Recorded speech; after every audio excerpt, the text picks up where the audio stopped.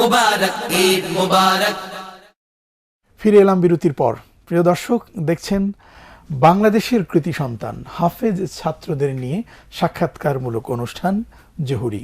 আজ আমাদের সাথে আছেন বাংলাদেশের বরেণ্য হাফেজ, অভিনন্দিত হাফেজ, সারা বিশ্ব থেকে সুনাম কুড়িয়ে নিয়ে আসা হাফেজ জাকারিয়া আছে আমাদের সাথে। জাকারিয়া, অনেকগুলো বিষয়ে জানতে চাই। আসলে বাংলাদেশের আমি নিজে একজন ছোটোখাটো হাফেজ হিসেবে আমারও নানান রকম অনুভূতি আছে। সেই জায়গা থেকে আমি জানি যে দর্শকরা আসলে কি জানতে চান।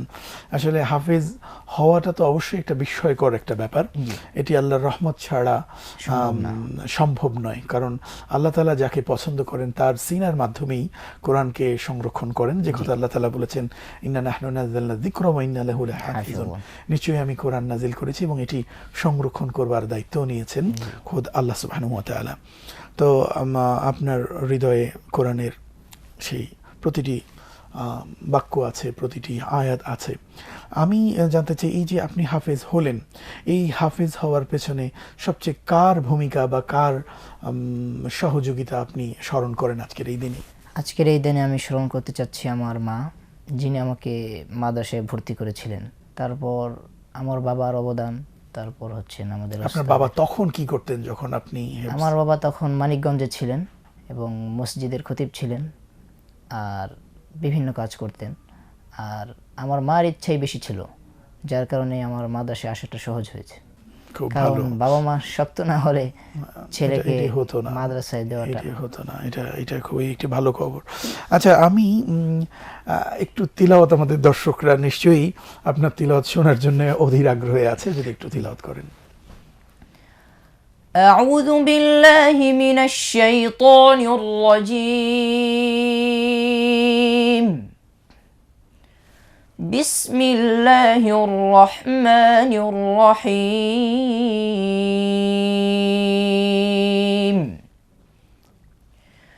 يا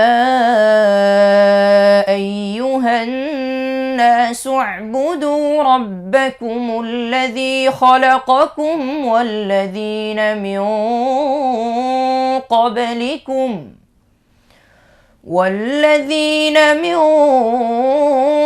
قبلكم لعلكم تتقون.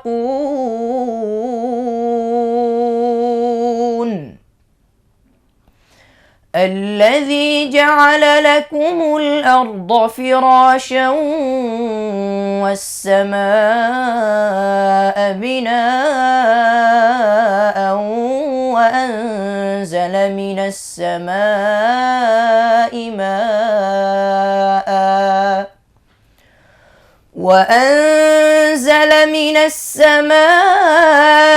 ماء فأخرج به من الثمرات رزقا لكم فلا تجعلوا لله أندادا وأنتم تعلمون. সাদাকাল্লাহুল আযীম। মানে দর্শক কি বলবো, মানে হৃদয় ছুঁয়ে যায়, মন ছুঁয়ে যায়, এক অদেখা ভালো লাগা, এক স্বর্গীয় ভালো লাগা, কলব ছুঁয়ে যায়। আশা করছি আপনাদের প্রত্যেকেরই ভালো লেগেছে। আমার তো অসাধারণ লেগেছে। দর্শক, আমি জানি না, আমরা তো জানি যে নানা রকম গানের মধ্যে নানা রকম তাল থাকে, সুর থাকে, লয় থাকে, বিভিন্ন রকম ব্যাকরণ থাকে। কোরআন তিলাওয়াতের মধ্যেও সে অজানা অনেক সব ব্যাকরণ যা হয়তো আছে আমাদের দেশে, সেই অর্থে সেই ব্যাকরণগুলো, সুরের ব্যাকরণগুলো সেভাবে করে এখনও আমাদের এখানে তেমন কোনো বিদ্যাপীঠ বা শিক্ষাঙ্গন নেই যেখান থেকে শেখানো হয়। তবে বাংলাদেশের ছেলেরা, আমাদের বাংলাদেশের হাফেজেরা আল্লাহর বিশেষ রহমতে সেগুলো রপ্ত করতে পেরেছে, তাই তো হৃদয়টা এত সুন্দর ছুঁয়ে যায়। আচ্ছা জাকারিয়া, আপনি যে পড়লেন, এই সুরটাকে কি সুর বলে, বা এই তার্জটাকে কি তার্জ বলা হয়? এই সুরটাকে বলে বায়াতি, আর এই তর্জটাকে বলে আমাদের মদিনার যিনি ইমাম ছিলেন শেখ মোহাম্মদ আইয়ুব, তিনি কিছুদিন পূর্বে ইন্তেকাল করেছেন, আল্লাহ তাকে জান্নাত নসিব করুন। উনারই এটা সুর, উনি এই সুরটা উনি করতেন, এই সুরটা উনি পড়তেন, আপনি তাকে ফলো করছেন আর কি। বাংলাদেশ, আচ্ছা আরেকটা বিষয় জানতে চাই যে কোরআন পড়ার যতগুলো স্টাইল আছে জি। সেই স্টাইলের মধ্যে আপনি কতটা স্টাইলের কথা জানেন বা আপনি কতটা স্টাইলে পড়েন? আমি আলহামদুলিল্লাহ 10টা স্টাইলে পড়তে পারি আচ্ছা, আলহামদুলিল্লাহ। একটু নামগুলো শোনান আমাদের। শেখ মাশারি আল হাফাসি, যিনি মিশর, উনি কুয়েতে থাকেন। তারপর শেখ মোহাম্মদ আইয়ুব, শেখ খলিল আল হুসাইরি, শেখ সিদ্দিক আল মিশাউই, এরকম 10টি আলহামদুলিল্লাহ পারবো। মাশাআল্লাহ, খুব ভালো। দর্শক, কোরআন পড়ার যে তর্জগুলো রয়েছে সেই তর্জগুলোর মধ্যে অন্যতম, খুব টেনে টেনে যখন পড়া হয়, হ্যাঁ, কারি সাহেবরা কান দিয়ে পড়েন, এটাকে বলা হয় কেরাত। জি জি। আর এটাকে যদি আরেকটু সংক্ষেপ করা হয় তখন সেটি হয়ে যায় তারতিল। আবার সেটাকে যখন আরো একটু টাইট করা হয় তখন সেটা হয় সম্ভবত হদর। জি জি। হদর। তো আপনি কিছুক্ষণ আগে যেটি পড়েছেন সেটা তো পার্ট অফ হদর। জি। আচ্ছা, মাশাআল্লাহ। এবং আমাদের দেশের ছেলেরা কিন্তু এভাবেই বেশি পড়া হয়ে থাকে। জি। আচ্ছা, একটা বিষয় জানতে চাই যে আপনি যে তিলাওয়াত করলেন, আমাদের দেশে আমরা জানি যে হাফেজ হলে তারা সাধারণত পড়াশোনা করেন না। এই ট্রেন্ডটা বোধহয় আগে বেশি ছিল, এখন কি সেটা? এখন সেটা আলহামদুলিল্লাহ কমে যাচ্ছে, দিন যাবে আলহামদুলিল্লাহ, আমরা আশা করছি কমে যাবে। আপনি কোন সালে শেষ করলেন? আমি 2015-তে শেষ করেছি। 15-তে। এরপরে আপনি এখন কি পড়াশোনা করেন? এখন আমি হেদায়েতুন নাহু জামাতে পড়ছি। এটা কওমি মাদ্রাসার সিলেবাস। এটি মাদানী নিসাব, যেটা 7 বছরের কোর্স। জি। সেই 7 বছরের মধ্যে আপনি কত বছর অতিক্রম করলেন? 2 বছর অতিক্রম করেছি। 2 বছর। 2 বছর, 5 বছর লাগবে ইনশাআল্লাহ। আপনার কি ইচ্ছা আছে, কি হওয়ার ইচ্ছা, স্বপ্ন? আমার একমাত্র ইচ্ছা হচ্ছে ইসলামের খেদমত করা এবং কোরআনের সাথে মৃত্যু পর্যন্ত লেগে থাকা। সুবহানাল্লাহ, খুবই ভালো। এমনি যখন দাওরায়ে হাদিস শেষ হয়ে যাবে তখন আমাদের দেশে যে সাধারণ শিক্ষা সেটি নেয়ার আপনার ইচ্ছা আছে কিনা? জি, অবশ্যই ইনশাআল্লাহ। আমি অবশ্য আমি বড় ভাই বা আপনার বয়োজ্যেষ্ঠ হিসেবে আমি যেটি আপনাকে পরামর্শ দেব, বাংলাদেশের যত ডিগ্রি আছে সব ডিগ্রি যেন আপনি লাভ করতে পারেন ইনশাআল্লাহ। আপনি কোরআনের কারণে যেভাবে মর্যাদাবান হয়েছেন, বাংলাদেশের প্রশাসনিক চেয়ারও যেন আপনি মর্যাদার আসনে আপনি বসতে পারেন, সেই দোয়া আপনার জন্য আমরা করছি। আপনি তিলাওয়াত করেছেন, যদি এর অনুবাদটা একটু শোনান। আল্লাহ তাআলা এখানে বলেছেন, ইয়া আইয়ুহান নাসু, হে লোক সকল, ওয়া'বুদু রাব্বাকুম, তোমরা তোমাদের প্রতিপালকের ইবাদত করো, আল্লাযী খালাকাকুম, যিনি তোমাদেরকে সৃষ্টি করেছেন, ওয়াল্লাযীনা মিন ক্বাবলিকুম, এবং তোমাদের পূর্বে যারা বিগত হয়েছে তাদেরকেও তিনি সৃষ্টি করেছেন। কেন ইবাদত করবে? এর কারণ হচ্ছে লাআল্লাকুম তাত্তাকুন, যাতে তোমরা তাকওয়া অবলম্বন করো, মুত্তাকিন হতে পারো, আল্লাহকে ভয় করতে পারো। তারপর আল্লাহ তাআলা বলছেন, আল্লাযী জাআলা লাকুমুল আরদা ফিরাশান, আল্লাহ হলেন ওই সত্তা যিনি তোমাদের জন্য জমিনকে বিছানা স্বরূপ বানিয়েছেন।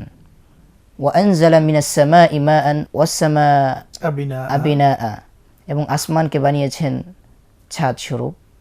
ওয়ানজালা মিনাস সামাই মাআন, এবং আসমান থেকে বৃষ্টি বর্ষণ করেন।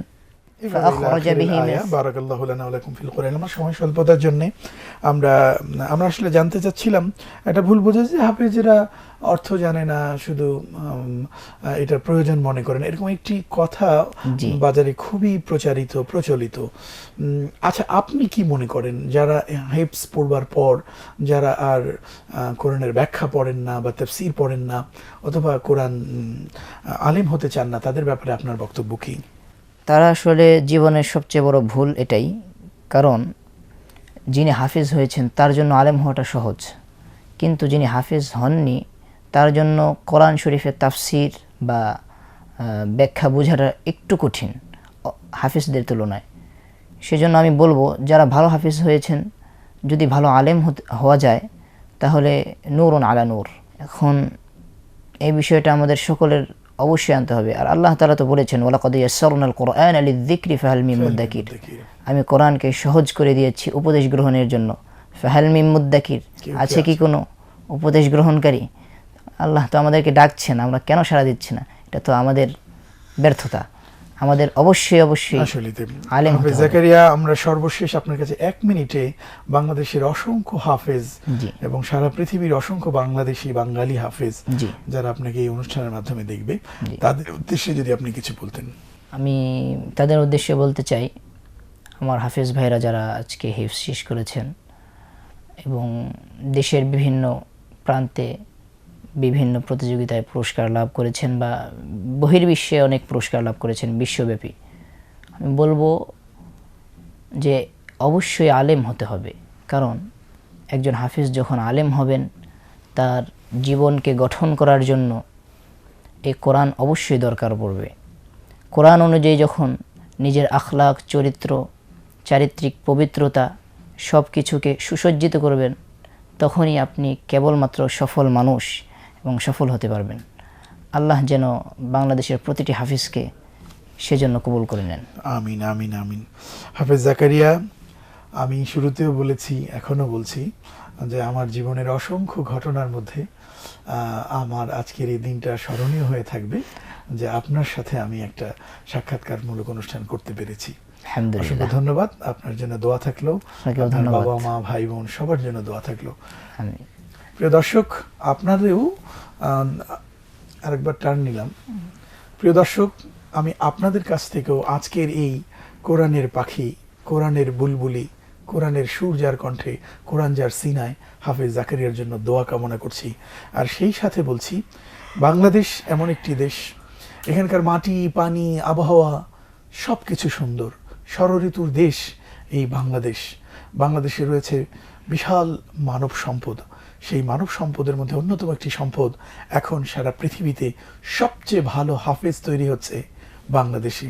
আমরা আল্লাহর কাছে দোয়া করি পৃথিবীর সবচেয়ে বড় বড় ইসলামিক স্কলার, চিকিৎসা বিজ্ঞান থেকে নিয়ে শুরু করে সব ধরনের বিজ্ঞানের সকল জায়গায় বাংলাদেশের হাফেজ ছেলেরা অবদান রাখুক, এই দোয়া করি, এই আশা করছি এবং শেষ করছি আজকের জহুরি নামক এই আয়োজনটি। আল্লাহ তাআলা আমাদের সবাইকে ভালো রাখুন। আসসালামু আলাইকুম ওয়া রাহমাতুল্লাহি ওয়া বারাকাতুহু। ঈদ মোবারক। ঈদ মুবারক, মুবারক ঈদ মুবারক, মুবারক ঈদ মুবারক, মুবারক হো ঈদ মুবারক, মুবারক ঈদ মুবারক, মুবারক ঈদ মুবারক, মুবারক হো ঈদ মুবারক, মুবারক ঈদ মুবারক।